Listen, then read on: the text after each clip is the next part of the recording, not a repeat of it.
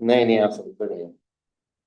यार, खैर, चलो भाई, अब छोड़ो इस बातों को, अब हम काम के बात पे चलते हैं। देखो बेटा, सबसे पहले जिस चीज को मैं फोकस कर रहा हूँ यहाँ पे वो है प्लान एंड इन्वेस्टिगेशन क्वेश्चन। जो आपको भी स्क्रीन पे नजर आ रहे हैं, मैं आपसे ऑलरेडी शेयर कर लूंगा, आप बेफिक्र हो जाए, मैं आपको तरीका बता दूंगा। और जो तरीका मैं आपको बताऊंगा उसमें मेरा भी बेनिफिट है और आपका भी बेनिफिट है। आपका तो खैर है ही, लेकिन मेरा भी थोड़ा सा बेनिफिट है।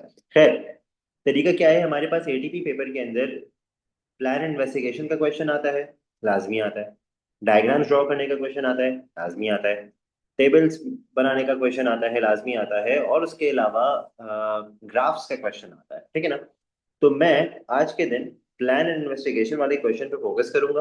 और फिर आपको एक क्वेश्चन भी करने के लिए, दो तीन क्वेश्चंस करने के लिए भी दूंगा, ठीक है, पूरा सिखाने के बाद। और दूसरी चीज ये कि मैं ग्राफ्स वाला क्वेश्चन आज के दिन फोकस करूंगा और उसके लिए भी आपको कुछ क्वेश्चन प्रैक्टिस करने के लिए दूंगा, ठीक है। जब आप इसको पूरा अटेंड कर लोगे, समझ लोगे, तो उसके बाद स्टूडेंट आपसे वो क्वेश्चन सॉल्व हो जाने चाहिए, ठीक है। ये फाइल जो आपको स्क्रीन पर नजर आ रही है और इसके बाद भी जो मैं आपको दिखाऊंगा, ये सब आपसे शेयर कर दी जाएंगे, आपको बिल्कुल परेशान होने की जरूरत नहीं है। और से सुनना और समझना। देखो, प्लान इन्वेस्टिगेशन क्वेश्चन के अंदर सबसे पहले जो है वो क्या क्या आपको आंसर में कवर करना है। देखो बेटा, 6 मार्क क्वेश्चन, 6 मार्क्स का क्वेश्चन होगा ये, ठीक है।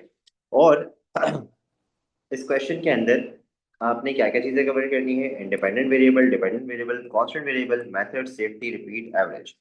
अब मैंने इसका नेमोनिक जो पहले सोचा था, नेमोनिक वो था I don't care so run away, लेकिन वो उसमें ना मेथड को इंक्लूड नहीं कर रहा था। तो मैंने फिर इसको चेंज किया। अब ये चेंज थोड़ा अजीब सा ही हुआ। I drink coffee may be some real awesome brew. तो इसको ऐसे भी याद रख सकते हो।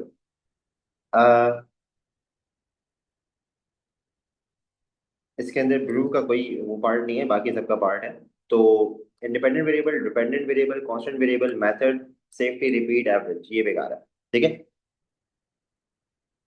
तो आपको इन सब के मतलब भी पता होने चाहिए हैं, और इन सब में आपने जो है वो क्या क्या लिखना है वो भी बताना चाहिए। प्लस प्लस मैंने यहाँ पे मेथड वगैरह भी सब लिखा हुआ है। चलो अब उसको मैं डायरेक्ट जंप करके स्टार्ट कर रहा हूँ, और से मेरी बात सुनना क्लास।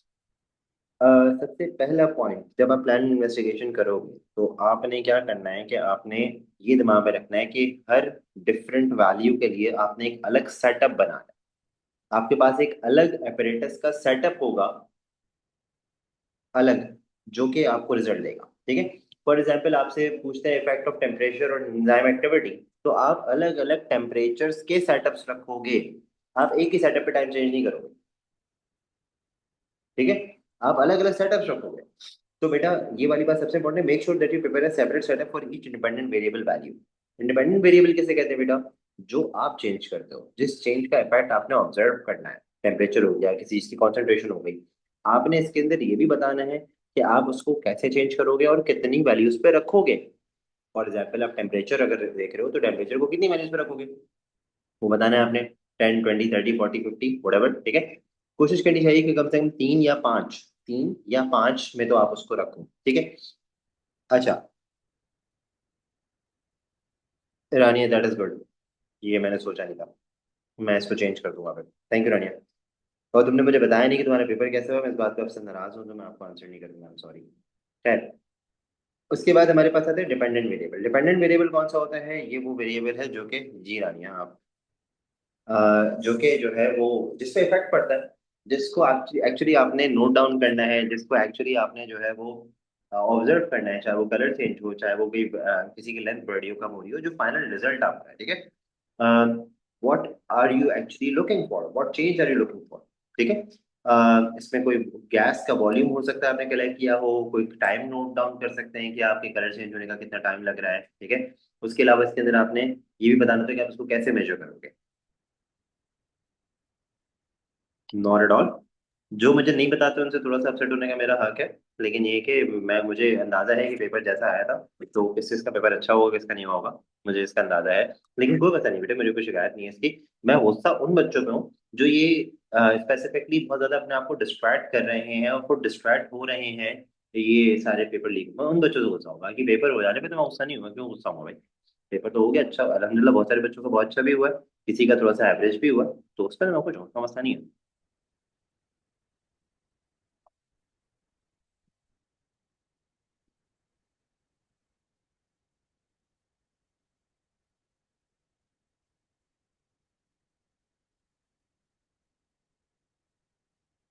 नहीं रानिया, बताना चाहिए बेटा, it's not a good thing to you know not tell, क्योंकि आपको ऑनेस्टली बताऊं, टीचर्स वेट करते हैं स्टूडेंट्स का कि आप उनको बताओ।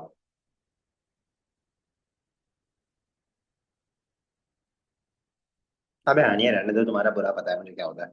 अल्हम्दुलिल्लाह, गुड, दैट्स गुड, गुड। लेकिन अभी हम पेपर डिस्कस नहीं कर रहे हैं, सॉरी। अभी हम वापस इसकी मैं रिकॉर्ड कर रहा हूँ, मुझे रिकॉर्डिंग शेयर भी करनी है, तो आई एम सॉरी। मैं इसके बारे में आपसे बाद में जो है वो डिटेल से बात कर लूंगा बेशक। लेकिन अभी हम वापस अपने टॉपिक पे चलते हैं। तो उसके बाद आपने कॉन्स्टेंट्स बताने हैं। कॉन्स्टेंट वेरिएबल वो होते हैं जिनके चेंज अगर वो हो गए तो उससे आपके रिजल्ट पे फर्क पड़ सकता है, हालांकि इसके चेंज का आपको ऑब्जर्व नहीं करना रिजल्ट। ठीक है। फॉर एग्जाम्पल अगर मुझे किसी बच्चे की प्रिपरेशन को चेक करना है, तो उसका तरीका ये होगा कि मैं उसको कितने चैप्टर्स प्रिपेयर करने के लिए दे रहा हूँ, मैं उसको कितना टाइम प्रिपरेशन के लिए दे रहा हूँ, मैं उसको टेस्ट के दौरान कितने क्वेश्चंस दे रहा हूँ, उनका क्या डिफिकल्टी लेवल है, और उसको टाइम कितना दे रहा हूँ क्वेश्चंस को सॉल्व करने का। समझ रही बात? बहुत सारे फैक्टर्स है। अब अगर मुझे इसकी प्रिपरेशन को चेक करना है और बाकी बच्चों से कंपेयर करना है, तो मैं ऐसा नहीं कर सकता कि मैं सबको अलग अलग नंबर ऑफ चैप्टर्स दूं, सबको अलग अलग टाइम ऑफ प्रिपरेशन दूं, किसी का 2 दिन बाद ले लूं, किसी का 1 महीने बाद लूं, किसी का अगले साल लूं, किसी का अभी ले लूं। ठीक है, ऐसा नहीं कर सकता। टाइम पर क्वेश्चन जितना देना चाहिए, ये भी फेयर होना चाहिए, अनफेयर नहीं होना चाहिए। समझा नहीं बात? तो किसी को अनफेयर एडवांटेज ना मिले, तो इसलिए सब चीजों को हमें कांस्टेंट रखना पड़ेगा, ताकि हम स्पेसिफिकली एक चीज को ऑब्जर्व कर सके कि प्रिपरेशन का लेवल क्या है। ठीक है। तो अब बात यहाँ पे ये है कि constant variable what you keep same, pH volume जो भी है, choose at least to and explain how. This is very important. जैसे कि एक चीज जो रिपीटेडली आपको देखने को मिलेगी कि भाई टेम्परेचर वाटर बाथ के थ्रू कांस्टेंट रखा होता है, इसमें वाटर बाथ मेंशन करना है, थर्मोस्टैटिकली कंट्रोल्ड वाटर बाथ मेंशन करना है आंसर में। ठीक है। उसके बाद है मेथड। मेथड के एक दो पॉइंट्स लिखने हैं आपने कि भाई आप अलग अलग सेटअप रखोगे, उसके अंदर आप ये वैल्यू सेट करोगे, वाटर बाथ के थ्रू उसको मेजर कर, वाटर बाथ के थ्रू उसको टेम्परेचर को कांस्टेंट रखोगे, बफर के थ्रू पीएच को कांस्टेंट रखोगे, बफर के थ्रू रख देना। ठीक है, ये मेंशन करना है आपने। और उसके बाद फिर आपने बताना है,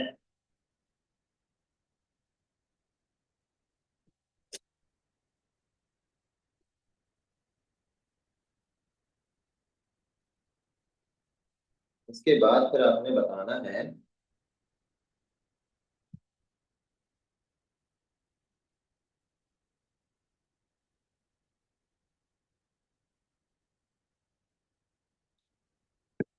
कि अ, हाँ सॉरी, इसके बाद फिर आपने बताना है कि आप उसके रिजल्ट को कैसे नोट आउट करेगा, logical step by step description of how to carry out the experiment. फिर फाइनली आपने अब जो रिमेनिंग मार्क्स आपने पूरे करने, वैसे तो इसके अंदर आपके मार्क्स पूरे हो जाते हैं, लेकिन आपने जो रिमेनिंग मार्क्स पूरे करने, सेफ्टी प्रिकॉशन, वेयर गॉगल्स, पेनेटिक रिएजेंट से इरिटेंट है तो आइस का या स्किन का कांटेक्ट अवॉइड करें, ग्लव्स पहने। ठीक है, समझ में आई बात? ये इस तरह की चीजें करते हैं। रिपीट करना है उसको या नहीं करना, दो बार एटलीस्ट 2 बार रिपीट करते हैं सेम वैल्यूज पे या वैल्यू चेंज करके। उसके बाद फिर आप उसका एवरेज ले लेंगे। ये एडिशनल मार्क्स हैं आपके सारे, वरना आपके 6 पॉइंट्स आराम से यहाँ तक कवर हो जाएंगे। अच्छा, इन्हीं बातों को मैंने थोड़ा डिटेल से यहाँ पे और भी बताया हुआ है, इसको भी आपने जो है वो अच्छे से देखना है। वेरिएबल सबसे इंपॉर्टेंट चीज है, वेरिएबल। तो वेरिएबल्स जो है वो कैसे यहाँ पे रखे जाएंगे। एक सेकेंड।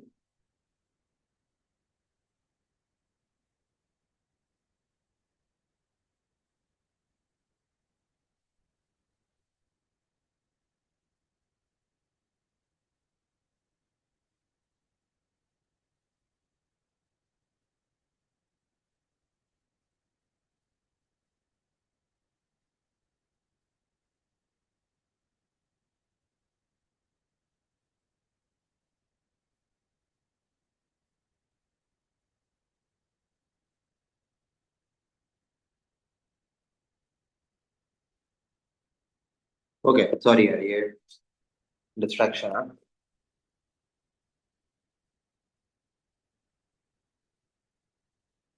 देखो बेटा, वेरिएबल्स के अंदर अब ये वाली बातों को भी समझना। इंडिपेंडेंट वेरिएबल आपको क्वेश्चन देख के पता लग जाएगा। आपने उसकी कम से कम 4-5 वैल्यूज को रखना है। फॉर एग्जाम्पल अगर कॉन्सेंट्रेशन है तो परसेंटेज फॉर्म में कॉन्सेंट्रेशन बताओगे, 3 या 5 वैल्यूज। डिपेंडेंट वेरिएबल में आपने बताना है कि आप उसको मेजर कैसे करोगे, how you going to measure it. Volume of gas है तो गैस का रेंज यूज कर सकते हो। यूनिट्स मेंशन करना जरूरी है कि किसके अंदर जो है आप उसको यूज करोगे, आप उसको मेजर करोगे। कंट्रोल वेरिएबल्स आपने कम से कम 2 या 3 बताने होते हैं। और उसके अंदर आप ये देखते हो कि आप उसको कंट्रोल, उसको कांस्टेंट कैसे रखोगे, कंट्रोल वेरिएबल तो कांस्टेंट होते हैं ना, आप उसको कांस्टेंट कैसे रखोगे ये बताना है। टेम्परेचर के लिए थर्मोस्टैटिकली कंट्रोल वाटर बाथ, पीएच के लिए बफर, एक fixed volume specific volume of buffer ये मेंशन करना जरूरी है। बाकी कॉन्सेंट्रेशन ऑफ वॉल्यूम इसके लिए आप ग्रेजुएट सिलेंडर या जो भी आपके पास पेपेट वगैरह है आप उसको यूज कर सकते हो, ठीक है। ये सब आपने आंसर में मेंशन करोगे आपके पॉइंट्स ऑटोमेटिकली बढ़ना शुरू हो जाएंगे। मैं आपको इसका एक ऐसा मेथड और कुछ एग्जांपल्स देने वाला हूँ जिसके बाद फिर आपका इसमें मार्क्स लूज करना बड़ा मुश्किल हो जाएगा। मेथड जो आपने बताना है स्टेप बाय स्टेप बताना है कि भाई क्लियर, आपने इसके अंदर वर्ड्स यूज करने हैं। कभी भी ये नहीं कहना है कि you are going to, the student is going to, या आई एम गोइंग टू, ऐसे नहीं करना, आपने उसको ओपन रखना है। जैसे रेसिपी में इंस्ट्रक्शंस लिखी हुई होती है ना कि आधा किलो इसके अंदर वो डाल दें और 2 चमचे फिर इसके अंदर ये डाल दें, वो ये थोड़ी कहते हैं कि आप इसमें 2 किलो ये डालें, ऐसे तो नहीं कहते, वो किसी को रेफर नहीं करते, वो जनरल ओपन इंस्ट्रक्शन होती है, ठीक है। तो इसके अंदर बिल्कुल ऐसे ही आपने काम करना है। Clear number steps using imperative mood, add something blah blah, ठीक है। डाइल्यूशंस बनानी है तो आप उसके डाइल्यूशन मेंशन करोगे कि आपने इसको वाटर के ऐड करके इतना वॉल्यूम हो या कितना भी वॉल्यूम वाटर ऐड करके आप इसको डाइल्यूट बनाना है, ठीक है। उसके अलावा कंट्रोल एक्सपेरिमेंट के अंदर आप बताओगे कि अगर आपने किसी से देखो कंट्रोल एक्सपेरिमेंट क्या होता है, कंट्रोल ग्रुप या कंट्रोल एक्सपेरिमेंट वो होता है जिसके अंदर आपको रिजल्ट ऑलरेडी मालूम होता है कि इसका रिजल्ट कुछ नहीं आएगा। फॉर एग्जाम्पल अगर मैं एक एंजाइम की एक्टिविटी का इफेक्ट देख रहा हूँ टेम्परेचर के साथ, तो एक तरफ मैं एंजाइम रख दूंगा, एक तरफ मैं डीनेचर्ड एंजाइम रख दूंगा, मुझे पता है उसमें एक्टिविटी होनी ही नहीं है, तो टेम्परेचर चेंज करने का ऊपर पड़ेगा ही नहीं, ठीक है। तो बात यह है कि कंट्रोल एक्सपेरिमेंट कभी कभी हमें रखना पड़ता है। इत्तेफाकन हमारे पास यहाँ पे जो प्लान इन्वेस्टिगेशन का क्वेश्चन आता है उसमें कभी कंट्रोल एक्सपेरिमेंट आया नहीं है। ऐसा कोई एक्सपेरिमेंट नहीं है जिसके अंदर स्टूडेंट से कहा गया हो कि आप इसका कंट्रोल रखें। हाँ, कंट्रोल एक्सपेरिमेंट के ऊपर क्वेश्चंस पूछे जाते हैं, ठीक है। Reliability and accuracy, repeat, average, precision, आपको बताना चाहिए कि एवरेज क्यों लेना चाहिए। और सेफ्टी रिस्क असेसमेंट ये मेंशन करना जरूरी है कि किस चीज से किस किस्म का रिस्क है और उसको कैसे जो है वो, अक्सर नाइफ से शार्प ऑब्जेक्ट से होता है तो आपने बताना होता है कि भाई एक वाइट टाइल के ऊपर कट करना है, हाथ में नहीं कट करना उसको। हीट करना है वाटर बाथ से तो उसके अंदर जो है आप उसके हैंडल्स यूज करेंगे या फिर आप उसके जो है वो ग्लव्स यूज करेंगे, ठीक है। और फिर लास्ट में आप एक पॉइंट एडिशनल ये भी लिख सकते हो ओ लेवल्स के अंदर, खासतौर पे आईजीसीएसई में तो लिखने की इतनी जरूरत नहीं होती है, लेकिन ओ लेवल्स के अंदर आपको मैं दिखाऊंगा भी एग्जाम्पल के तौर पे कि आप रिजल्ट कैसे प्रेजेंट करोगे ये बता सकते हो। Make a table, plot a graph, ठीक है, आप ग्राफ प्लॉट करने का बोल दो तो उसमें क्या होगा कि आपके राइटिंग प्रेजेंटेशन भी आ जाएगी। ये सारे एडिशनल पॉइंट्स हैं, मतलब मैं समझता हूँ 1 2 3, ये 3 तो एडिशनल पॉइंट्स हैं, 6 पॉइंट्स तो आपके इससे पहले ही पूरे हो जाते हैं, ठीक है। ये सारी इंस्ट्रक्शंस मैं आपको लिखी हुई बता दूंगा कहाँ पे है, मैं आपको खुद ही से प्रोवाइड भी कर दूंगा। अब मैं आपको दिखाता हूँ कुछ क्वेश्चंस जो कि मैंने इसी की बेस पे सॉल्व किए हुए हैं, क्लास और से देखिएगा। आईजीसीएसई पेपर 6 वेरिएंट 1 अक्टूबर नवंबर 2025 क्वेश्चन नंबर 2। बेटा ये क्वेश्चन है, amylase is an enzyme that catalyzes the breakdown of starch to form reducing sugars. Plan investigation to determine the effect of pH on the activity of amylase. Use iodine solution in your method. ये question है, मैंने इस question के नीचे इसकी marking scheme डाल दी, ठीक है। ये इसकी मार्किंग स्कीम है। मार्किंग स्कीम के बाद मैंने यहाँ पे एक टेबल बनाया हुआ है जिसमें वो सब मैंने लिखा हुआ है। I don't care, made, so, run away, जैसे रानिया ने हमें बताया। अब इस पूरे एक्सपेरिमेंट को प्लान करने के लिए आप इस टेबल को फिलअप करोगे और फिर इस टेबल के अंदर लिखी हुई सारी चीजों को सेंटेंस फॉर्म में लिख दोगे, आपका आंसर पूरा हो गया। और ये फिर मैंने करके भी दिखाया, ये लिखा हुआ है इसका आंसर, ठीक है। अब एक क्वेश्चन को देख के आपने कैसे इंडिपेंडेंट डिपेंडेंट वेरिएबल कॉन्स्टेंट्स क्या क्या रखने हैं, मेथड क्या होना चाहिए, सेफ्टी करनी है, सेफ्टी क्या होगी इसके अंदर, रिपीट और एवरेज का क्या बताना है, वो सब आपने प्लान कर लिया। और उसके बाद आपने इसका आंसर लिख लिया और उसके बाद आपने इस आंसर को मार्किंग स्कीम से कंपेयर भी कर लिया। इस तरह के 5 क्वेश्चंस को मैंने यहाँ पे सॉल्व किया हुआ है, जिसमें से कुछ मैं भी आपको यहाँ पे दिखाऊंगा और फिर मैं जो है वो ये फाइल आपसे शेयर भी कर लूंगा, ठीक है। तो अब आपके पास बेसिक इंस्ट्रक्शंस का प्लान भी आ गया है और सैंपल के तौर पे मार्किंग स्कीम के साथ इस फॉर्मेट पे बेस्ड जो इंस्ट्रक्शन मैंने आपको दिए उस पे बेस्ड जो आंसर्स बनाए हुए हैं वो भी आ गए, ठीक है ना। तो भाई सबसे पहली बात आपने देखना है एमाइलेज का इफेक्ट पीएच के चेंज होने से, और आयोडीन सॉल्यूशन यूज करना है। आपको पता है कि एमाइलेज क्या काम करता है, स्टार्च को डाइजेस्ट करके बनाता है शुगर्स। सॉरी बेटा, क्या हुआ।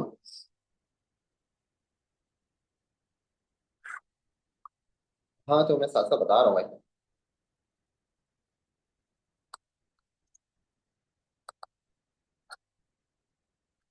देखो बेटा, जनरल इंस्ट्रक्शन सारी एक जगह पे लिख दी हैं जो भी मैंने आपको दिखाई थी। उसके बाद आपको जो इंस्ट्रक्शंस पे बेस्ड आंसर प्लान करना है उसका format along with the answer with marking scheme, तीनों चीजें प्रोवाइड की गई ताकि आप इसको कंपेयर कर सको कि क्या इस मेथड से हमारे पास आंसर सही बन सकता है। वो आंसर भी लिखा हुआ दे दिया आपको, तो आप यहाँ से मार्किंग स्कीम को कंपेयर कर सकते हो कि कोई भी पॉइंट मिसिंग नहीं है इसके अंदर। इस तरीके से जब आपको क्वेश्चन अटेम्प्ट करना होगा तो आपको क्वेश्चन सिर्फ दिया जाएगा, ये रहा क्वेश्चन, आप उस खुद ही से दिमाग दिमाग में independent dependent variable constant method safety precaution repeat average सब प्लान करोगे और फिर उसका आंसर लिख लोगे। ठीक है, तो इसलिए ये बुकलेट बड़ी इंपॉर्टेंट होगी आपके लिए कि आप इससे अपने आंसर को प्लान कर सकते हो। अब देखो, स्टार्च जो है वो ब्रेक होकर शुगर्स बन जाता है। स्टार्च की प्रेजेंस के लिए हमारे पास यूज होता है आयोडीन टेस्ट, आपने आयोडीन ही यूज करना है अपने आंसर के लिए। तो इसका सिंपली मेथड अगर मैं आपसे डिस्कस करूँ तो इसका मेथड ये होगा कि भाई यहाँ पे आपने सबसे पहले आइडेंटिफाई करना है इंडिपेंडेंट वेरिएबल कौन सा है। तो आपके पास मालूम होनी चाहिए कि you are observing the change, observing the effect of changing pH. तो पीएच जो है it would be the independent variable, और activity of amylase is the actual dependent variable. लेकिन आप इसका पता कैसे लगाओगे, एक्टिविटी ऑफ एमाइलेज का पता कैसे लगेगा? एक्टिविटी ऑफ एमाइलेज का पता लगाने में स्टार्च के थ्रू, आयोडीन के थ्रू। ठीक है, तो भाई अगर एमाइलेज काम करेगा there will be no starch, and when there will be no starch the colour of iodine will remain yellow brown. ठीक है भाई, तो अब इसको कैसे चेक करना है वो हम यहाँ पे प्लान करेंगे इसका। उससे पहले मैंने आपसे कहा था इंडिपेंडेंट वेरिएबल आप क्या क्या रखोगे, क्या क्या वैल्यूज होंगी, तो आपने उसको भी डिसाइड करना है। तो आपके पास वैल्यूज पीएच की जो है वो डिफरेंट होनी चाहिए, तो आप डिफरेंट वैल्यूज पीएच की कैसे रखोगे? फिर वो जो वैल्यू आप डिसाइड करोगे उस वैल्यू को कांस्टेंट रखना भी जरूरी है, तो उसके लिए बफर भी यूज करना होगा।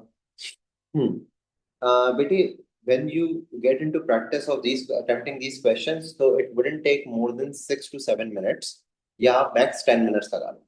याद रखो एटीपी का पेपर हमारे पास 40 मार्क्स का, देखो मैं एटीपी की पहले पूरी पूरी क्लासेस ले चुका हूँ। ठीक है, तो ये वो बच्चे जो पहली मर्तबा जिंदगी में एटीपी को देख रहे हैं उनके लिए शायद ही थोड़ा सा अजीब सा हो, क्योंकि मैं फुल ऑन पेपर करवाऊंगा आपको सॉल्व। आज की क्लास में मेरा फोकस सिर्फ ये 2 क्वेश्चन है। ठीक है, तो क्योंकि पहले हम कर चुके हैं, बेसिक मालूम है इस बारे में कि भाई एटीपी कितने मार्क्स का पेपर होता है, कितनी ड्यूरेशन होती है, ब्ला ब्ला, तो इसलिए मैं उन बच्चों वाली बातों पे नहीं जा रहा। आपके पास 40 मार्क्स का पेपर है जिसके लिए 60 मिनट्स आपके पास ऑलरेडी हैं।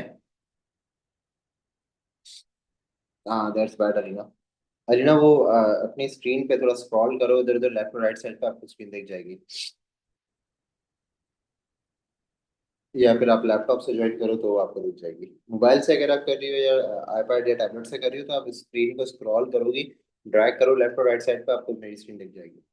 अच्छा, सो करना क्या है, करना ये है कि आपने इसकी 4 5 वैल्यूज रख लेनी है। ठीक है, आपको टाइम ऑलरेडी बहुत एक्स्ट्रा होगा ना, वो टेंशन की बात नहीं है इसके अंदर। और फिर आपने उन वैल्यूज को कांस्टेंट रखने के लिए बफर भी यूज करना है। और ये देखिए, मैंने यहाँ पे इंडिपेंडेंट वेरिएबल में पीएच रखी 3 5 7 9 11। एनालिस यूजुअली जो काम करता है वो 7 पीएच पे काम करेगा। ठीक है, 3 पे और 11 पे बहुत कम काम करेगा। डिपेंडेंट वेरिएबल है time for iodine to turn yellow brown. अब इस बात का क्या मतलब हुआ? देखो बेटे, एक इसके लिए ना थोड़ा सा मेथड को इमेजिन करना जरूरी है। मैं एक क्वेश्चन डिटेल से बता रहा हूँ, बाकी तो सब आप खुद देख लोगे। आपने एक टेस्ट ट्यूब के अंदर स्टार्स डाला और उसके साथ साथ आपने आयोडीन भी डाल दिया, तो obviously that test tube is going to turn blue black because of the presence of starch. Now you add amylase to it, because of which starch will be broken down, the starch will be digested. And since there is no starch left in that test tube, the blue black color would turn back into yellow brown because of the absence of starch. ऐसे ही ना भाई? तो उसी चीज को हमें check करना है यहाँ पे। अब देखो, आपने यहाँ पे टाइम नोट करना है कितनी देर में स्टार्च जो है वो सारा खत्म हो रहा है और test tube blue blue black से वापस से येलो ब्राउन हो रही है। कांस्टेंट क्या क्या रखोगे? एमाइलेज की कॉन्सेंट्रेशन को कांस्टेंट रखोगे, मेंशन करना है कितनी कॉन्सेंट्रेशन, 2% और 2 cm³ वॉल्यूम मेंशन करना है। और कांस्टेंट से मतलब ये कि जो 5 आपने अलग अलग सेटअप्स रखे हुए हैं ये सबके अलग अलग सेटअप्स हैं, यानी कि ये अलग अलग टेस्ट ट्यूब्स हैं आपके पास। हाँ, उसके अंदर आपने पीएच को फिक्स कर दिया बफर की मदद से। ठीक है, 3 पीएच वाली टेस्ट ट्यूब में 3 पीएच ही रहेगी थ्रू आउट, और 5 वाली में 5, 7 वाली 7, 9 वाली 9, 11 वाली 11। ठीक है, उसके बाद आपने इसके अंदर इक्वल क्वांटिटी ऑफ एमाइलेज डालना है, इक्वल क्वांटिटी यानी कि कॉन्सेंट्रेशन और वॉल्यूम दोनों स्टार्च का डालना है। टेम्परेचर सब में कांस्टेंट रखना है क्योंकि इसका इफेक्ट हमें नोट नहीं करना। टेम्परेचर कैसे कांस्टेंट रखोगे, आपको मालूम है, थर्मोस्टैटिकली कंट्रोल वाटर बाथ। और फिर सब में आयोडीन के दो दो ड्रॉप्स डालना है। अब इसका सीक्वेंस क्या होगा इसको समझ लो। सबसे पहले आपने टेम्परेचर को फिक्स किया 5 अलग अलग टेस्ट ट्यूब में, फिर आपने पीएच को फिक्स किया 5 अलग अलग टेस्ट ट्यूब में, 5 अलग अलग आपने अप्रेंटिस सेट किए हैं। उसके बाद आपने सब में डाल दिया स्टार्च और सब में डाल दिया आयोडीन। यानी कि आपने ये अभी का नहीं किया, बाकी ये तीन काम कर लिए। आपके पास 5 टेस्ट ट्यूब तैयार हैं, पांचों के पांचों ब्लू ब्लैक हैं क्योंकि स्टार्च आयोडीन दोनों मौजूद है। उसके बाद आपने डालना है एमाइलेज, और एमाइलेज डालते ही आपने स्टॉप वॉच स्टार्ट कर देनी है। अब आप देखोगे कि किसका colour change, observe colour change from blue black to yellow brown, और इसका टाइम आप नोट डाउन कर लोगे। Time for adding to turn yellow brown. ठीक है। जैसे ही वो कलर येलो ब्राउन होगा आप स्टॉप वॉच को स्टॉप करके उस टाइम को नोट कर लोगे, तो आपके पास हर टेस्ट स्ट्रिप के अंदर आ जाएगा कि किसमें कितना टाइम लग रहा है। ठीक है। सेफ्टी प्रिकॉशन क्या हो सकती है भाई, बहुत स्ट्रॉन्ग एसिड और एल्कली भी आप यूज कर रहे हो तो उससे डायरेक्ट कॉन्टैक्ट अवॉइड करना, ग्लव्स यूज करना। इस एक्सपेरिमेंट को आप रिपीट करोगे दोबारा से सेम वैल्यूज के साथ, जो टाइम सबके आ रहे होंगे उसका आप टेबल बना के मीन निकाल लेना, एवरेज निकाल लेना। That would be the accurate value कि सबसे हाईएस्ट एक्टिविटी किस पीएच पे हो रही है, यानी कि जिसमें सबसे कम टाइम लगेगा।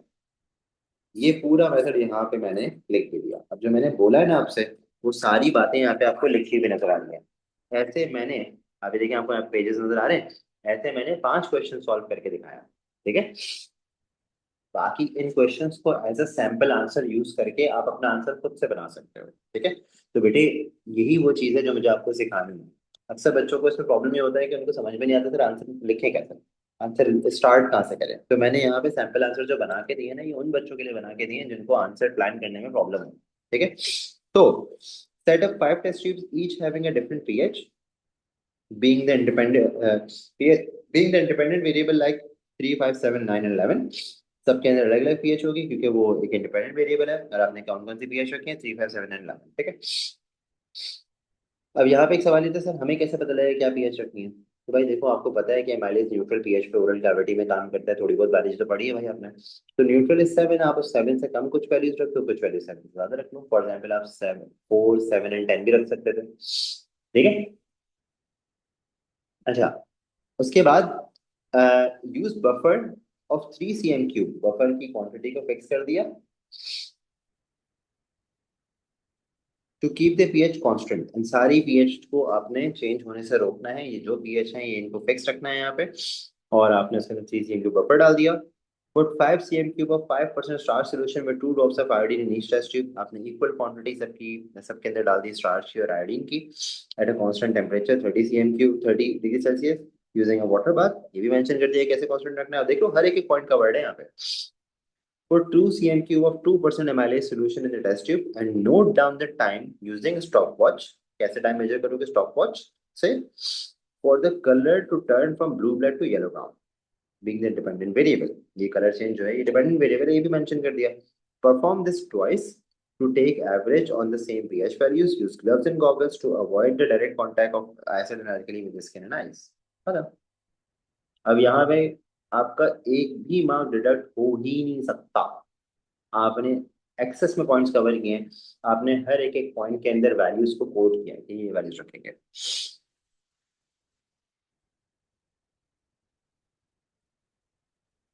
यार ये वाला जो क्वेश्चन प्लान इन्वेस्टिगेशन का है ना, ये किसी भी चीज को इन्वेस्टिगेट करने के लिए आ सकता है, लेकिन उसको आंसर करने का जो फॉर्मेट है वो ऐसा ही है। इसके रेफरेंस के लिए मैंने यहाँ पे 5 क्वेश्चन कोट किए, मैं उनके आंसर दिए। अब नेक्स्ट क्वेश्चन हमारे पास जो है ये 6-2 है, अक्टूबर नवंबर का। Plan investigation determine the effect of exercise intensity on the heart rate in humans। Exercise intensity on the heart rate, भाई कोई बंदा ज्यादा भाग रहा है कोई बंदा कम भाग रहा है, तो एक का हार्ट रेट ज्यादा है एक का हार्ट रेट इतना ज्यादा नहीं है। ठीक है ना। तो कैसे पता लगेगा भाई, अब ये हम यहाँ पे इसकी इन्वेस्टिगेशन प्लान कर रहे हैं। तो independent variable, dependent variable, constant, method, safety, repeat, average. हाँ, अभी देखो यहाँ पे इंडिपेंडेंट वेरिएबल दो में से कोई भी रख सकते हो। मतलब मेरे दिमाग में एक चीज ये आती है कि या तो टाइप्स ऑफ एक्सरसाइज चेंज कर लो या सेम ही एक्सरसाइज में इंटेंसिटी चेंज कर लो। ठीक है। अब मैंने यहाँ पे क्या यूज किया, एक्सरसाइज विद डिफरेंट इंटेंसिटीज या डिफरेंट लेंथ्स ऑफ टाइम। समझ में आ रही बात? ये आपने क्या किया, एक्सरसाइज की इंटेंसिटी को चेंज कर दिया। डिपेंडेंट वेरिएबल हार्ट रेट है, जो कि हम बिफोर एक्सरसाइज मेजर करेंगे, दैट रेस्ट, और फिर ड्यूरिंग एक्सरसाइज मेजर करेंगे, ठीक है, या फिर इमीडिएटली आफ्टर एक्सरसाइज मेजर करेंगे।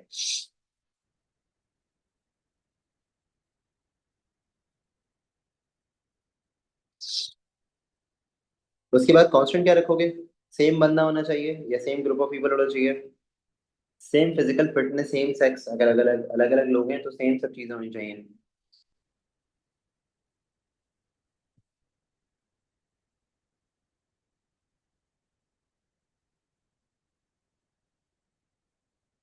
अच्छा, उसके अलावा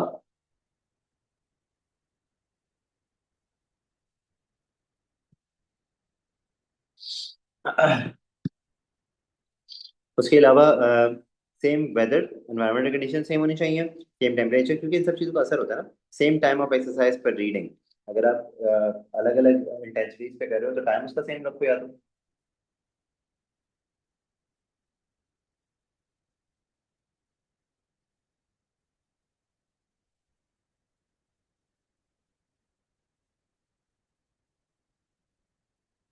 अच्छा, उसके अलावा मेथड क्या होगा? Measure heart rate before exercise using ECG, heart rate monitor, digital meter use कर सकते हो इसके लिए। Measure heart rate immediately after exercise. Safety होगी भाई, कोई ऐसी एक्सरसाइज नहीं करना इसमें चोट लग जाए। According to exercise, like helmet, knee elbow pads for cycling whatever. और फिर 3 ट्रायल्स ले लें, एवरेज ले लें। अब देखें इसका आंसर मैंने क्या लिखा है। देखो ये बड़े आसान आसान से क्वेश्चन है, अभी ये एक वो लेवल्स का भी दिखाऊंगा ना आगे। The exercise would be running on a treadmill fixed at speed 3 kilometre per hour, 6 kilometre per hour, 9। ये मैंने खुद से डिसाइड किया है। एक्सरसाइज स्विमिंग भी हो सकती है, कुछ भी हो सकता है। अब स्विमिंग के अंदर ऑब्वियसली मेजर करना मुश्किल होगा। प्लस ये कि अगर बंदा ऑफिशियल ट्रैक पर रनिंग कर रहा होगा तो फिर 1.5 मीटर के साथ साथ खुद भी भागना पड़ेगा। यहाँ पे ट्रेडमिल पे भगा लो उसको, एक ही जगह पे खड़ा खड़ा भागता रहेगा। क्या ख्याल है? ठीक है। This serves as independent variable. ये जो एक्सरसाइज की अलग अलग इंटेंसिटीज यहाँ पे रखी हुई है, स्पीड्स अलग अलग रखी हुई है। Measure the heart rate of the subject person at rest using digital monitor. Time for running should be kept constant, क्योंकि स्पीड अलग अलग रखी है, टाइम कांस्टेंट रखेंगे। along with the room temperature, environmental condition उसको भी कांस्टेंट रखा हुआ है। Measure the heart and beats per minute immediately after exercise, किस यूनिट में मेजर करना है आपने वो बता दिया। Ensure to give the person enough rest between the readings so that his heart rate returns to normal। यानी कि एक बंदे ने अभी एक एक्सरसाइज का सेट किया है, उसका हार्ट रेट बढ़ गया, उसके बाद आपको पता है कि वो एक रेस्ट करेगा तो उसके बाद हार्ट रेट उसका वापस से नॉर्मल वैल्यू पे आ जाएगा। जब उसका नॉर्मल वैल्यू पे हार्ट रेट आ जाएगा फिर आप उससे बोलोगे अब नेक्स्ट एक्सरसाइज करने का, ठीक है। तो इस बात को मेक कर लें कि उसका हार्ट रेट वापस से रेस्ट वाले वैल्यू पे आ जाए, सेट पॉइंट पे आ जाए ना। There should be at least 3 trials to take an average at each speed. The subject person should wear appropriately latex footwear। अगर वो रनिंग कर रहा है तो उसका फुटवेयर अच्छा होना चाहिए, सही होना चाहिए, ताकि उसको चोट ना लग जाए। बताओ कितना मुश्किल है, समझ में आ रही बात? आपने सिंपली क्या किया, जब आपने इस टेबल में प्लॉट कर दिया ना इन सब चीजों को, तो फिर उसके बाद इसको वर्ड्स में लिखना कुछ भी मुश्किल नहीं है, ठीक है।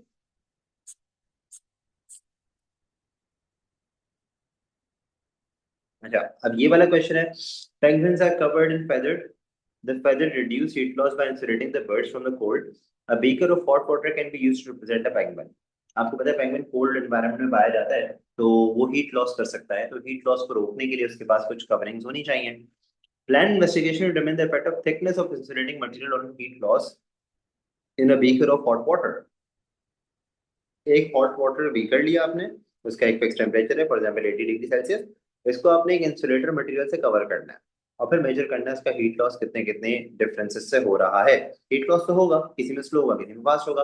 अब अगर आप इंसुलेटिंग मटेरियल ज्यादा ज्यादा लगा दोगे, थिक लेयर लगा दोगे, तो फिर हीट लॉस कम हो जाएगा, थिन लेयर होगी तो हीट लॉस ज्यादा होगा। अब यहाँ पे आपने इसको प्लॉट किया पूरा, यहाँ पे आपने इस टेबल को फिलअप किया, और फिर ये आपका पूरा इसका आंसर आ गया।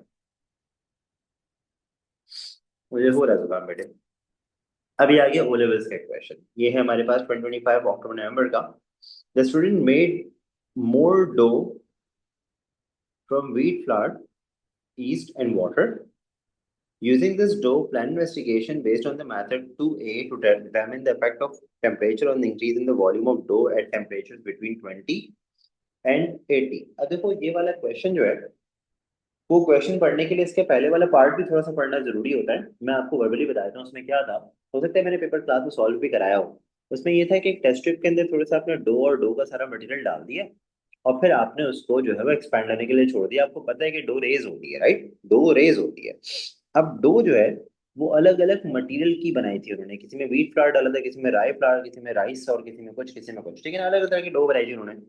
अब यहाँ पे जो है वो उन्होंने कहा है कि आपने जो है वो व्हीट का ही डो बनाना है, और आपने जो है वो टेम्परेचर का इफेक्ट देना है, यानी कि उनको अलग अलग टेम्परेचर पे रखना है, और टेम्परेचर रेंज दी हुई है 20 से 80 के दरमियान। तो आपका independent variable should be between 20 and 80। ठीक है। अच्छा, अब आपने इसके अंदर मेजर कैसे करना होता है, तो इससे पहले वाले क्वेश्चन जो थे ना इस पेपर के अंदर, उसके अंदर उन्होंने एग्जैक्टली बताया हुआ था कि आपने डो की हाइट को कैसे मेजर करना है। ठीक है, तो वो हमारे पास एक टेस्ट ट्यूब थी, टेस्ट ट्यूब के अंदर इनिशियल लेंथ मार्क की हुई थी, और उसके बाद हमने स्केल से उसको मेजर किया था कि कितना राइज हुई है। ठीक है। अब उसी वाले तरीके को यूज करते आपने बताया है, तो simply what they are actually asking is कि आप पांच अलग अलग टेस्ट ट्यूब रखें, उनको पांच अलग अलग टेम्परेचर पे, 20, 40, 60, 80, या जिस भी तीन अलग अलग टेम्परेचर पे रख सकते हो, पांच पे रख लो, आपकी मर्जी है। ठीक है। उसके बाद आपने उनके अंदर इक्वल क्वांटिटी में सारा डो, ईस्ट और वाटर डालना है, सेम कंडीशंस के अंदर रखना है आपने उनको। टेम्परेचर सिर्फ अलग अलग होगा, टेम्परेचर कांस्टेंट कैसे रखोगे, थर्मोस्टैटिकली कंट्रोल्ड वाटर बाथ से। ठीक है। उसके बाद उनको सेम टाइम दोगे, और सेम टाइम के अंदर देखोगे, सेम टाइम से मतलब होगी आपने उनको 30 मिनट्स दे दिए फॉर एग्जाम्पल, और फिर आप 30 मिनट के बाद उन सबका वॉल्यूम मेजर कर लोगे कि इनिशियली तो इतना था, अब ये राइज इतना होगा। उसको आप ग्राफिकली प्लॉट कर देना कि इतने टाइम, सेम टाइम के अंदर अलग अलग टेम्परेचर पे इतना इतना राइज हो रहा है, आपको पता लग जाएगा कि कौन से टेम्परेचर पे सबसे ज्यादा राइज हो रहा है।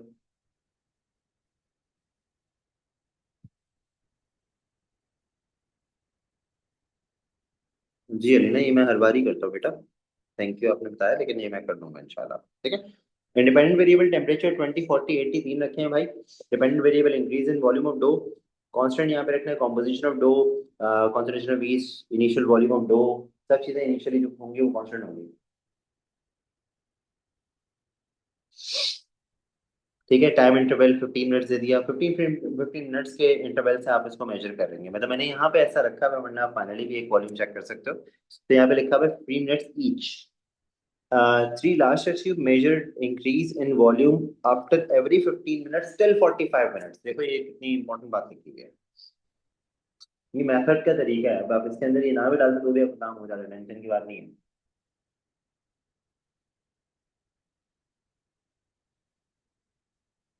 सेफ्टी बतानी है, हाई टेम्परेचर से बर्निंग को बचाने के लिए रिपीट कर देना है, ये इसका आंसर पूरा यहाँ पे लिखा हुआ है। ऐसा इन्होंने क्वेश्चन में कहा हुआ है कि प्रेडिक्ट द रिजल्ट। ये देखो, प्रेडिक्ट योर एक्सपेक्टेड रिजल्ट, एक मार्क प्रेडिक्शन का। एक्सपेक्टेड रिजल्ट 20 डिग्रीज पे वॉल्यूम इंक्रीज होगा, लेकिन कम, 40 पे सबसे ज्यादा होगा, 80 पे कम होगा, क्योंकि एंजाइम्स ही नेचर हो जाएंगे। सही है।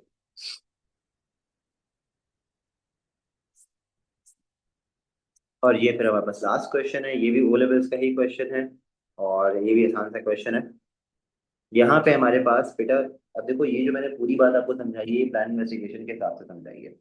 अब मैं आपको इससे रिलेटेड कुछ क्वेश्चंस भी दूंगा सॉल्व करने के लिए, आप इस बेस पे अगर करोगे तो उसको आराम से कर लोगे, और आपका टाइम भी कर लेगा। लेकिन देखो, ये एक ऐसी चीज है कि जब आप इसको प्रैक्टिस करोगे, for example I would suggest कि आप कम से कम 5 क्वेश्चन प्लान इन्वेस्टिगेशन वाले खुद से करो, खुद से करो।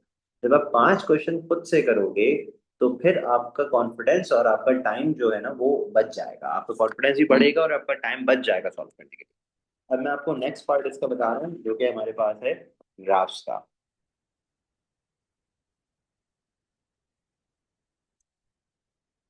2 मिनट दें बस, मैं ग्राफ वाला पार्ट कोड कर रहा हूँ।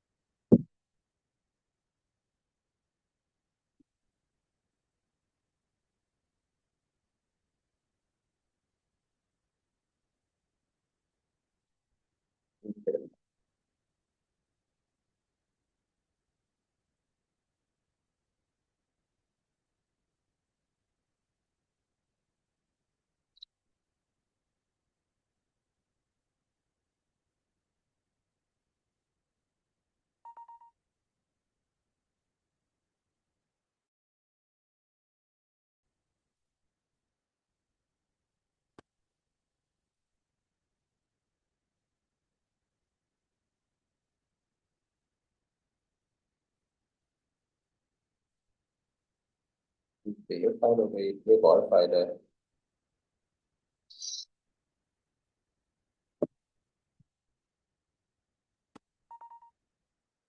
और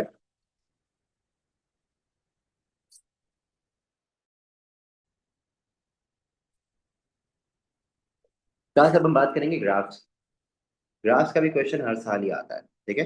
तो देखो इसमें दो तीन बातें बड़ी इंपॉर्टेंट मैं आपको बताऊंगा, ऐसे बेसिक्स तो हमें पता है। इसके लिए आपने जो रूल यूज करना होता है वो स्लैकू रूल कहलाता है। स्केल, ग्राफ का स्केल डिसाइड करना है, एक्स एक्सिस वाई एक्सिस दोनों का।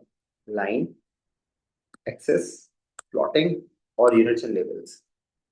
देखो इन सब चीजों के मार्क्स होते हैं। खास तौर पे जो अक्सर बच्चे गलती करते हैं वो यूनिट्स एंड लेवल्स पे गलती करते हैं। बच्चों को बड़ा काम ये लगता है स्केल डिसाइड करना, ये सबसे बड़ा काम है, इसको तो वो सही कर लेते हैं। वो गलती करते हैं यूनिट्स एंड लेवल। खैर मैं आपको स्केल का भी तरीका बताऊंगा अभी, हाँ समझाऊंगा। लेकिन यूनिट्स एंड लेवल सीखना भी बहुत जरूरी है। एक्स एक्सिस में क्या ये लिखोगे विद यूनिट आपने बताना है, वाई एक्सिस में क्या लिखोगे विद यूनिट आपने बताना है, अगर इसका यूनिट गिवन है तो। ठीक है। अच्छा, स्केल में क्या करना है, आपके दिमाग में पॉइंट पॉइंट बिल्कुल फिक्स होना चाहिए कि भाई आपने ग्राफ का मोर देन 50% स्पेस यूज करना है। एटलीस्ट हाफ लिखा हुआ है लेकिन मोर देन 50% यूज करना है अपने ग्राफ। ऐसा नहीं होना चाहिए कि आपको ग्राफ इतना बड़ा दिया और आपका ग्राफ एक्चुअली यहीं पे पूरा हो जाए सिर्फ, ऐसा नहीं होना चाहिए। आपके ग्राफ का मैक्सिमम पार्ट कवर होना चाहिए, ठीक है। सेंसिबल स्केल्स यूज करने हैं आपने, 1 2 5 और 10 यूनिट्स पर लार्ज स्क्वायर। देखो कभी भी ना ऐसे ग्राफ प्लॉट करना चाहिए हमेशा कि जैसे वो जो स्मॉल, मैं आपको पूरा इसमें ना सॉल्व करके भी दिखाऊंगा आपको कि स्मॉल बॉक्सेस जो होते हैं ना वो एक होल नंबर के ऊपर आने चाहिए पूरे। ठीक है, जैसे कि 2 small boxes for 1 value, 5 small boxes for 1 value. ठीक है ना, इस तरह से होना चाहिए ग्राफ। 1 2 5 का रूल आपने जरूर फॉलो करना है इसके अंदर ना। ऑकवर्ड स्केल्स यूज नहीं करना 3 और 7, क्योंकि इसमें बीच में फिर अगर आपको 5 वाली वैल्यू पे डालना पड़ा या 4 वाली वैल्यू पे डालना पड़ा तो वो आपके क्या होगा, दो स्मॉल बॉक्सेस के बीच में वैल्यू आ रही होगी। वो फिर ठीक नहीं लगता। कभी मजबूरी हो गई करना पड़ेगा तो बात अलग है, लेकिन ये है कि कैम्ब्रिज को पसंद नहीं है भाई वो, तो इसकी कोशिश करनी है कि ऐसा ना हो। अच्छा, कभी भी लाइन को एक्स्ट्रापोलेट नहीं करना। एक्स्ट्रापोलेट से मतलब ये होता है कि आपके ग्राफ के अंदर अगर पॉइंट यूं करके मार्क हुए हैं और आपने यूं करके इसको कर दिया तो इससे आगे और इससे पीछे नहीं करना, ये सख्ती से मना है। ठीक है। उसके बाद इंडिपेंडेंट डिपेंडेंट वेरिएबल के बारे में रखते हैं। इंडिपेंडेंट वेरिएबल हमेशा एक्स एक्सिस पे लिखते हैं, डिपेंडेंट वेरिएबल हमेशा वाई एक्सिस पे लिखते हैं। ठीक है, वर्टिकल एक्सिस पे। और उसके बाद यूनिट्स एंड लेवल प्लॉटिंग। देखो प्लॉट हमारे पास जो ग्राफ होते हैं ना बायोलॉजी के अंदर वो दो ही तरह के हैं, या तो लाइन ग्राफ होता है या फिर वो बार ग्राफ या हिस्टोग्राम होता है। ठीक है। इसके अलावा वो जो लाइन ऑफ वेस्टफोर्ड वाला सीन है ना वो हमारे पास बायोलॉजी में नहीं होता, तो उसके लिए बेफिक्र हो जाओ, वो एएस लेवल में होता है, यहाँ पे नहीं होता। ये सबसे इंपॉर्टेंट पॉइंट जो है ना इसके अंदर यूनिट्स एंड लेवल्स वाला है। अच्छा, बायोग्राम और हिस्टोग्राम में क्या फर्क होता है, तो थोड़ा सा फर्क है दोनों के अंदर भाई। जो हिस्टोग्राम होता है उसमें दोनों के अंदर ना इक्वल विड्थ ऑफ ईच बार तो होती है, हिस्टोग्राम में भी और बायोग्राम में भी, बार ग्राफ में भी। लेकिन फर्क इसमें होता है कि हिस्टोग्राम में देर इज नो स्पेसिंग, इसमें कोई स्पेसिंग नहीं होती, जबकि बार चार्ट में स्पेसिंग होती है।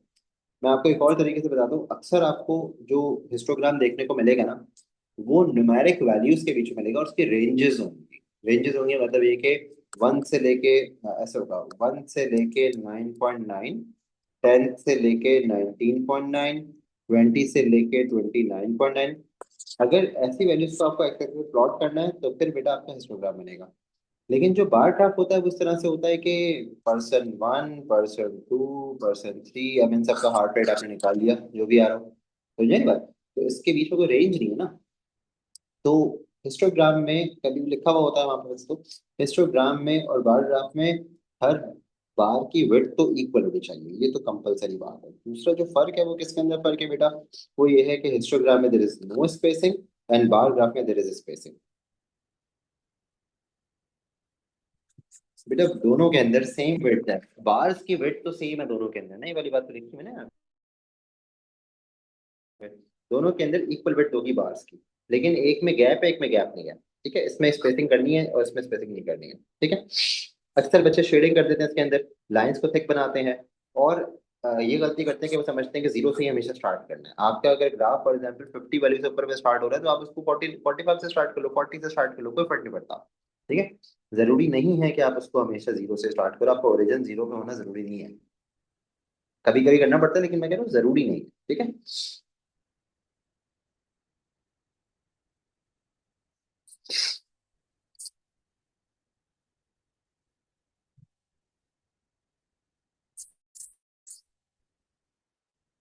चलो अब हम इसका दूसरा पार्ट करते हैं। ये हमारे पास है ग्राफ वाला पार्ट। Let's do this.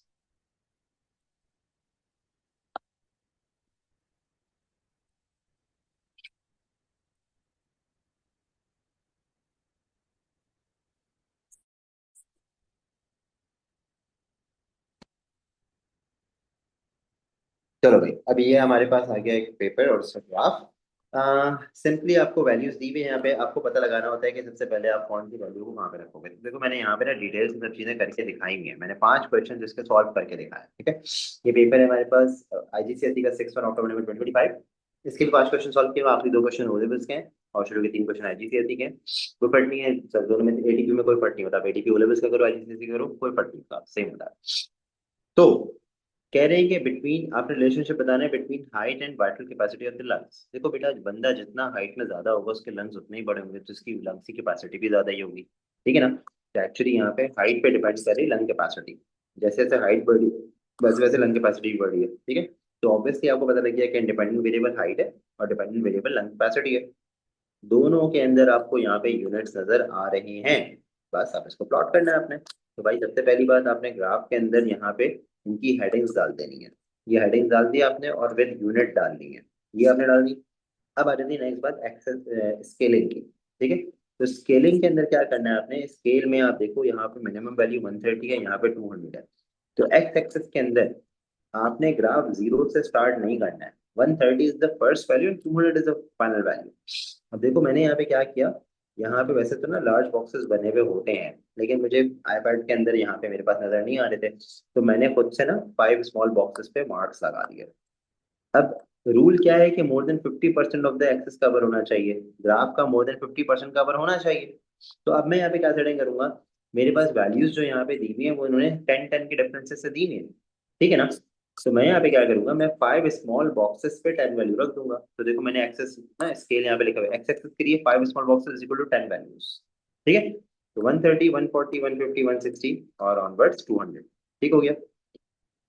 अब वाई एक्सिस के अंदर अगर आप देखें तो वाई एक्सिस में हमारे पास मिनिमम वैल्यू 1.9 है, मैक्सिमम वैल्यू 7.2 है। यानी कि मुझे ये तकरीबन 1 से स्टार्ट करके 8 तक लेके जाना है लाजमी।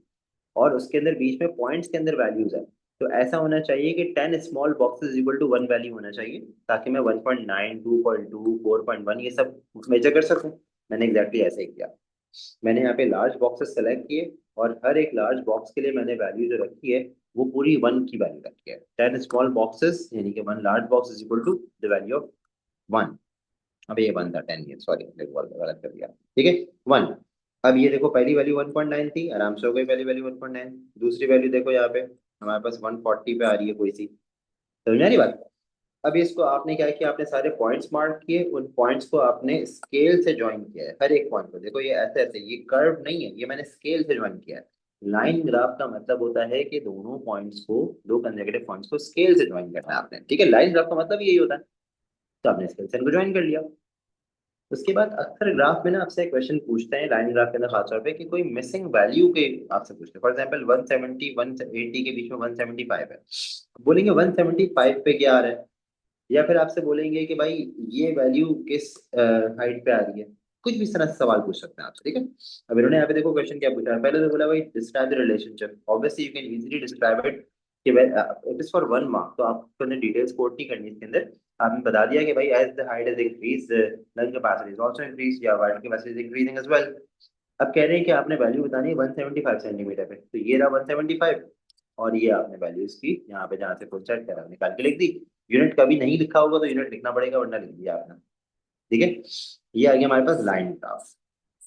मैंने साथ साथ इसकी मार्किंग स्कीम भी कोड की हुई है। यूनिट लिखना लाजमी है भाई, हाईलाइट भी किया हुआ कुछ पॉइंट्स को देख लेना, ये फाइल मैं शेयर करूंगा आपसे। अब देखो यहाँ पे हमारे पास ये देखो नजर आ रहा है, इसका मतलब इसका हिस्टोग्राम बनाना होगा। याद है मैंने बताई थी वाली बात। तो अब डेप्थ है और 7 armed fish star fish counted, sorry 7 arm star fish counted, इसके काउंट्स आपने यहाँ पे रखे हैं। इसका तो कोई यूनिट नहीं होगा, ये तो काउंटिंग है सिंपल ना, लेकिन इसका यूनिट तो है। तो आपने सबसे पहले एक्सेस लिख दिया। अब क्योंकि ये हिस्टोग्राम है तो इसके अंदर बीच में गैप नहीं आएगा, 0.0 से लेके 9.9 तक। फिर अगला जो है वो 10 पे, तो कोई गैप आ ही नहीं रहा है, ठीक है। तो आपने हर एक के लिए इक्वल बिट से रखी हुई है, जैसे कि एक्स एक्सिस में कोई गैप्स नहीं होंगे क्योंकि हिस्टोग्राम है, और 10 स्मॉल बॉक्सेस पर रेंज, हर रेंज के 10 स्मॉल बॉक्सेस। ये लिखना नहीं होता, ये मैंने आपके लिए लिखा है, ये आंसर में लिखना नहीं है आपने। ठीक है, ये आपने इसको प्लॉट कर लिया। वाई एक्सिस में वैल्यूज देखो कितनी आ रही है। 121 is the minimum value and 1486 is the highest value. तो मैंने यहाँ पे देखो क्या रखा है कि वाई एक्सिस में 10 small boxes is equal to value of 200। 200। अब ऑब्वियसली 121 वैल्यू तो निकालना मुश्किल है, लेकिन ये नियरली 120 तो निकल ही सकती है ना। ठीक है, तो मैंने इसको 120 पे ही मार्क किया, ये 120 यहाँ पे आ रहा है भाई। सही है, तो बॉक्सेस हमेशा होल नंबर में रखना होता है। अच्छा उसके बाद फिर क्वेश्चन दिए हैं, state the depth in the range department at which most arm fishes were found. सबसे हाईएस्ट टॉलेस्ट कौन सी है भाई, ये वाली है, 10 to 19.9। ठीक है, यूनिट लिखा हुआ है। उसके बाद ये कह रहे हैं कि आपने बताना है, याद है वाली बात, परसेंटेज इंक्रीज और डिक्रीज निकालना होता है।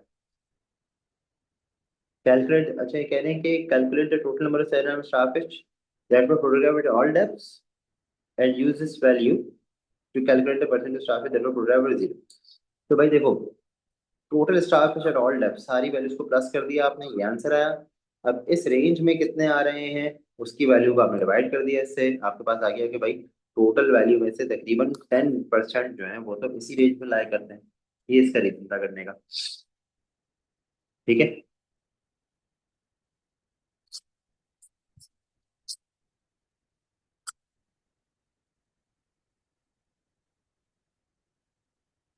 ये रहा 337, फर्स्ट वैल्यू वैल्यू ना 337, ये रहा। ठीक है भाई। अच्छा उसके बाद इसमें कोई गैप नहीं होंगे, इसमें यूनिट आपने लगाना है। नेक्स्ट पे आ जाओ। नेक्स्ट हमारे पास एक और अभी तो उन्होंने शायद मिसिंग वैल्यू फाइंड आउट करने का बोला हुआ है, रेट ऑफ बबल प्रोडक्शन। और इसमें तो कुछ भी नहीं करना, 17 को 79 को आपने 3 मिनट से डिवाइड करना है। ठीक है, तो ये आपके पास आ जाएगा रेट ऑफ बबल प्रोडक्शन। इसके अंदर ये जरूर देख लेना कि कितने सिग्निफिकेंट फिगर्स हैं। अक्सर इसमें बच्चे गलती करते हैं, यूनिट लिखने पे गलती करते हैं और इस पे गलती करते हैं, ये नहीं देखते। ये लिख दिया आंसर गलत हो जाएगा भाई, 1 मार्क डिडक्ट हो जाएगा आपका। ठीक है, ये आपने ग्राफ प्लॉट कर लिया, इसका एक्सेस मैंने यहाँ पे लिखे हुए हैं, ये इसके रिजल्ट की डिस्क्रिप्शन आ गई फॉर 2 मार्क्स। उसके बाद यहाँ पे आपने फिर मिसिंग वैल्यूज कभी कभी होती हैं तो उनको करना होता है, तो ये आपने जो है वो टोटल वॉल्यूम इंक्रीज निकालना है, पहले इतना था बाद में इतना हो गया। ठीक है, ये वही वाला क्वेश्चन है जिसके अभी मैं डो मेकिंग से कर रहा था ना आपको, डो मेकिंग में इस तरह से यूज होता है ये, वैसा ही है। तो अब इन्होंने व्हीट फ्लावर का बोला भाई, ये वैल्यू आपने यहाँ से मेजर करके लिखनी है, ये आपने लिख दिया यहाँ पे वैल्यू 38। और फिर इन सबको जो है वो आपने डिफरेंस निकाल लिया, डिफरेंस निकालने के बाद आपने प्लॉट कर लिया। अब यहाँ पे बार चार्ट बनेगा, क्योंकि एक्स एक्सिस पे हमारे पास ये नाम आ रहे हैं, कोई रेंज थोड़ी आ रही है। एक्स एक्सिस पे डो लिखी हुई है सारी, और वाई एक्सिस पे चेंज इंक्रीज इन वॉल्यूम लिखा हुआ है। ठीक है, ये हमारे पास ग्राफ्स का हो गया। ये वाला ग्राफ भी बड़ा मजे का आसान सा ग्राफ था, और इसके अंदर भी इन्होंने हमें पूछा था डे 1 पे कितनी आ रही है। तो देखो 0 डेज पे दी हुई थी, फिर 2 डेज पे दी हुई थी, आपने ग्राफ के थ्रू इनको ज्वाइन किया और ये वाली वैल्यू निकाली 18। ठीक है, इसमें होता है थोड़ा सा मार्जिन, +- 1 स्मॉल बॉक्स का मार्जिन या 1 मिलीमीटर का मार्जिन होता है, लेकिन एक है कोशिश करेंगे आप एक्यूरेट निकालें। इसके बाद फिर आपको ग्राफ में भी अब प्रॉब्लम नहीं होनी चाहिए। ठीक है, लेकिन अगेन इन चीज़ों पे आपकी प्रैक्टिस नहीं होगी तो फिर आपको करने में प्रॉब्लम होगी, तो सबसे बेस्ट ये है कि आप इसके 4 4 5 5 क्वेश्चन सॉल्व करो। ये क्वेश्चन आपको कहाँ से मिलेंगे, आप आराम से पास्ट पेपर कोई सा भी खोलो, आपको इसके अंदर ये वाले क्वेश्चन बनेंगे। हर एटीपी के पेपर में ये क्वेश्चंस होते हैं, ग्राफ वाले भी क्वेश्चन मिलेगा और प्लान इन्वेस्टिगेशन वाले क्वेश्चन करेगा। आज का टास्क समझ के कम से कम 5 ग्राफ वाले क्वेश्चन सॉल्व करो और 5 एटीपी वाले जो प्लान इन्वेस्टिगेशन वाले क्वेश्चन है वो सॉल्व करो। बाकी किसी से कुछ भी चेक कर सकते हो। ठीक है, चलो। की नहीं नहीं आपने नहीं बनानी, की नहीं बनानी बेटा आप लोगों ने, आपने सिर्फ इसके एक्सेस को लेबल करना है और यूनिट लिखना है। ठीक है, ये स्केल जो है ना इस साइड पे मैंने लिखा है आपके समझाने के लिए, वरना लिखने की जरूरत नहीं है। ठीक है, चलो दैट्स ऑल फॉर टुडे।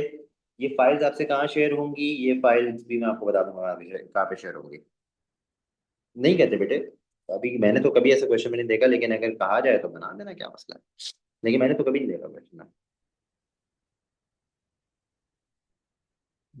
आप मुझे क्वेश्चन दिखा दीजिएगा, अगर कहा जाए तो बना देना, क्या मुश्किल है, वैसे भी उस पर इम्प्लीमेंट तो कर रहे हो ना। ठीक है, चलो टेक केयर, जा सकते हैं, अल्लाह हाफ़िज़।